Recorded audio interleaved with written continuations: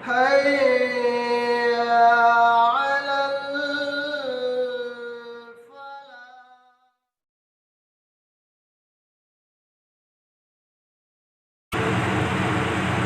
الحمد لله رب العالمين والصلاة والسلام على رسوله الكريم وبعد. أعوذ بالله السميع العليم من الشيطان اللعين الرجيم من همزه ونفخه ونفخه. بسم الله الرحمن الرحيم. صبغة الله ومن أحسن من الله صبغة ونحن له عابدون. قل أتحاجوننا في الله وهو ربنا وربكم ولنا أعمالنا ولكم أعمالكم ونحن له مخلصون.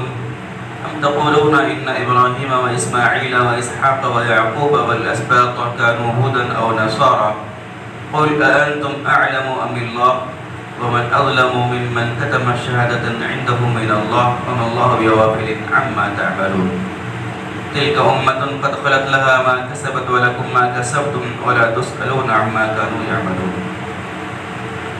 پچھلی آیتوں میں اللہ رب العالمین نے ایمان والوں کو اللہ اور اللہ کے تمام نبیوں پر ایمان کی تعلیم دی اور صحابہ کرام رضوان اللہ علیہم اجمعین کے ایمان کو قیامت تک تمام انسانیت کے لیے ایک مثال اور اسوہ بنا کر پیش کیا. پھر اللہ نے کہا کہ صبغت اللہ کے رنگ کو اختیار کر لو اور اللہ رب العالمین کا رنگ کیا ہی خوبصورت اور بہترین رنگ ہے. وَنَحْنُ لَهُ عَابِدُونَ اور یہ کہو کہ ہم اسی اللہ رب العالمین کی عبادت کرنے والے ہیں. اللہ تعالیٰ نے اس آیت کریمہ کے اندر عیسائیوں کے ایک رسم کی تردید کی. مفسرین نے لکھا کہ عیسائیوں کے نزدیک ایک زرد رنگ کا ایک پانی ہوا کرتا ہے جو پانی وہ اپنے ہر بچے کو پلاتے ہیں اور ہر وہ شخص جو عیسائیت کے اندر داخل ہوتا ہے وہ اس کو پلاتے ہیں اور وہ ایک مقدس رسم ان کے مذہب میں مانی جاتی ہے. اللہ تعالیٰ نے اس کی تردید کی کہ اس قسم کا کوئی بھی رنگ اللہ تعالیٰ کے رنگ سے اللہ تعالیٰ کا رنگ ان تمام رنگوں سے زیادہ بہتر اور زیادہ خوبصورت ہے. اور اللہ کا رنگ کیا ہے؟ اللہ کا رنگ فطرت توحید اور اللہ رب العالمین کا دین اسلام ہے. اللہ تعالیٰ کا دین اور اللہ تعالیٰ کی توحید کا یہ جو راستہ ہے یہی بہترین رنگ ہے. اور ایمان والوں سے اللہ نے خطاب کیا کہ تم کہو کہ ہم اللہ ہی کی عبادت کرنے والے ہیں. پھر اللہ نے آگے کی آیتوں کے اندر کفار و مشرکین اور یہود و نصارہ کی تردید کی اور کہا کہ قل اتحاجوننا فی اللہ وهو ربنا وربکم. اے نبی کریم صلی اللہ علیہ وسلم آپ ان کفار و مشرکین کو کہہ دیجئے کہ کیا تم اللہ تعالیٰ کے بارے میں ہم سے حجت کر رہے ہو حالانکہ وہ ہمارا اور تمہارا دونوں کا رب ہے.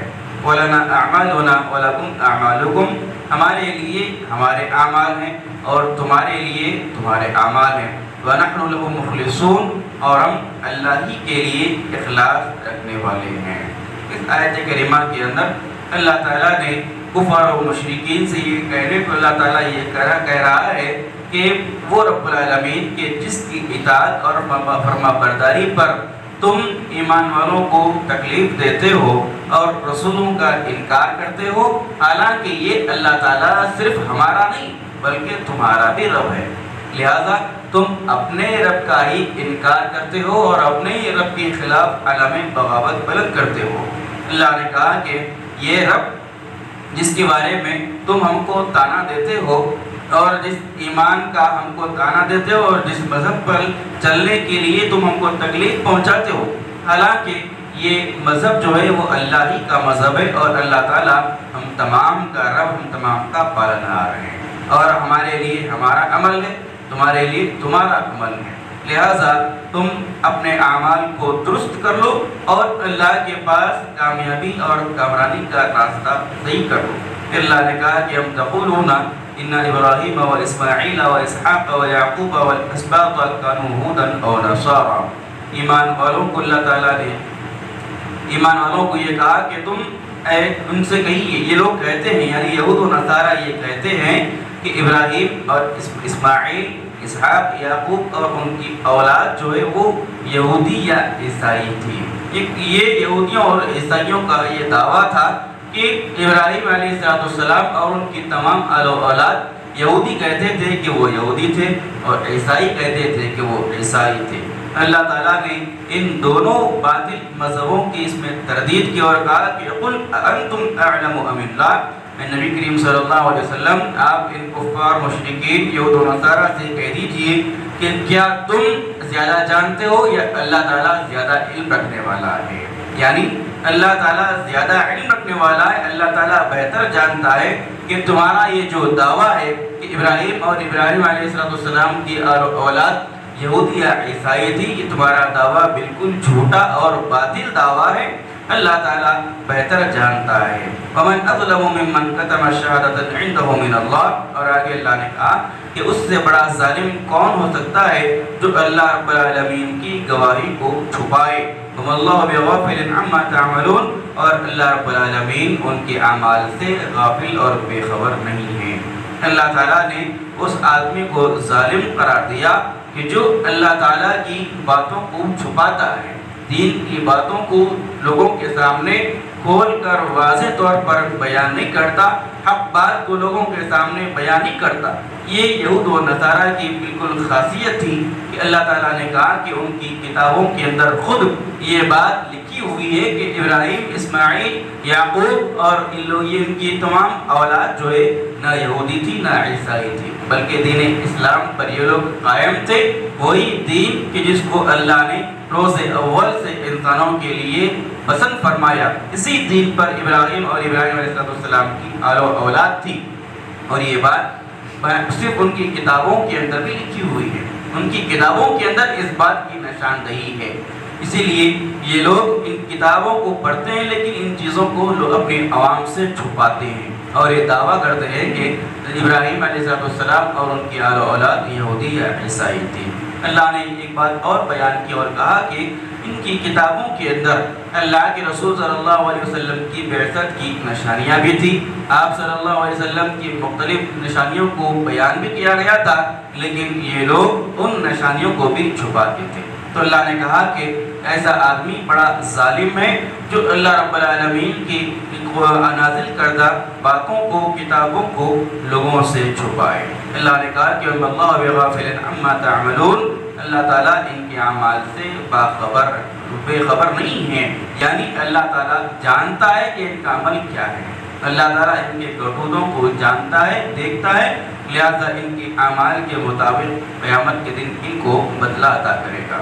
پھر اللہ نے آخر میں کہا کہ تلک امۃ قد خلت لها ما کسبت ولکم ما کسبتم۔ پھر ایک مرتبہ اللہ تعالیٰ نے پچھلی گزری ہوئی امتوں کے بارے میں اللہ نے کہا کہ تلک امۃ، وہ لوگ، وہ قوم گزر چکی، قد خلت لها ما کسبت ولکم ما کسبتم، ان کے لیے وہ ہے جو انہوں نے عمل کیا اور تمہارے لیے تمہارا عمل ہے، یعنی جو تم عمل کرو گے وہ تمہارے لیے ہوگا۔